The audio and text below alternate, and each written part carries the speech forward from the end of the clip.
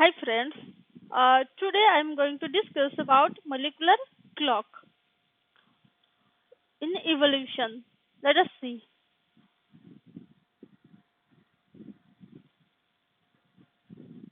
If we say from history to current data, in 1960, a sequence data accumulated for small abundant protein. Okay, for small and abundant proteins, that is globin, cytochrome C, and fibrinopeptides. Some proteins appear to evolve slowly, and while others evolve rapidly. So, a scientist called Linus Pauling and Emmanuel Margolius and others proposed the hypothesis of molecular clock, because we can see some proteins evolve slowly and some evolved rapidly. That's why a hypothesis that proposed by these scientists and is called molecular clock. For every given protein, rate of molecular evolution is approximately constant. The rate of molecular evolution is the rate of molecular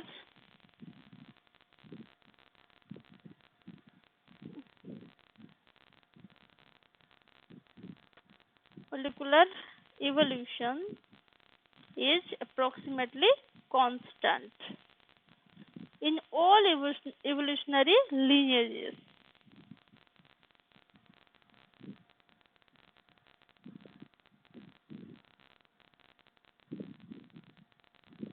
So, this is the diagram. This is mutation over time. This protein X evolving to species A, species B, species C, and species D. But it maintains the consistency. This is the maintains consistency. Okay. So for every given protein, rate of molecular evolution is approximately constant in all evolutionary lineages. This species A, species B, species C, and D. But evolution is constant.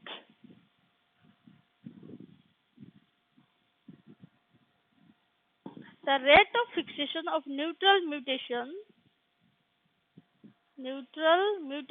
is equal to the neutral mutation rate. Thus, sequences diverge in evolution at a constant rate. Thus, the divergence between two sequences can be used to say when the two organisms diverge from each other. But remember that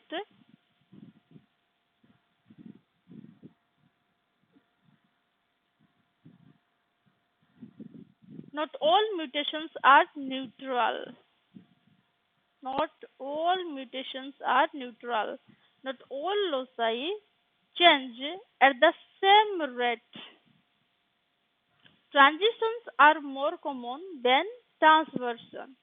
Transitions are more common than transversions. Then rates are strictly based on generations, not years, generations. And the reproductive rates vary between species. These are exceptions. Okay. Therefore, all molecular clocks need calibrating. Okay.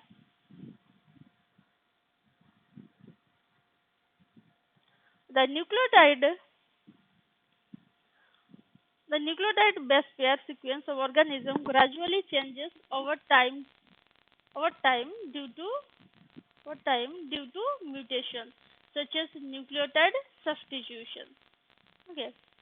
Then when the equivalent genetic sequence of related groups are examined, the number of changes between their sequence can be counted.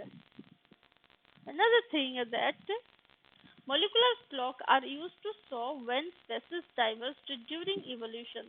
They assume a constant mutation rate and show difference in DNA sequence or amino acid sequence. Therefore, differences in sequence data between species indicate the time of divergence from a common ancestor.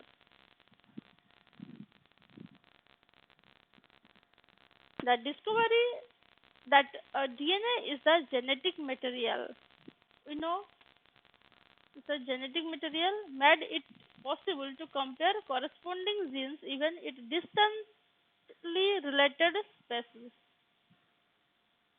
Okay. DNA and protein sequence contain transformation about evolutionary relationship among species. DNA and protein. Next is comparative studies of macromolecules. The study of macromolecules means large molecules. The study of how and why their sequence change through time constitute molecular evolution. Okay. Ultimately, some points we have to remember that most mutations have no influence on fitness of the organism. No influence. Okay.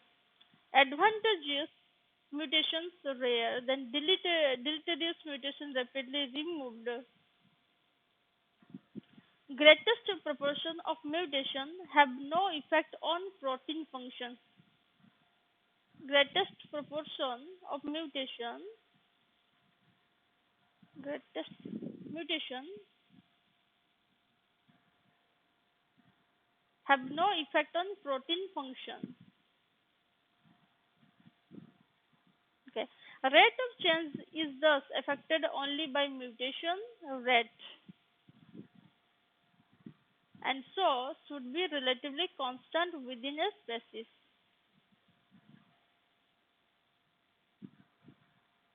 And so relatively constant within a species.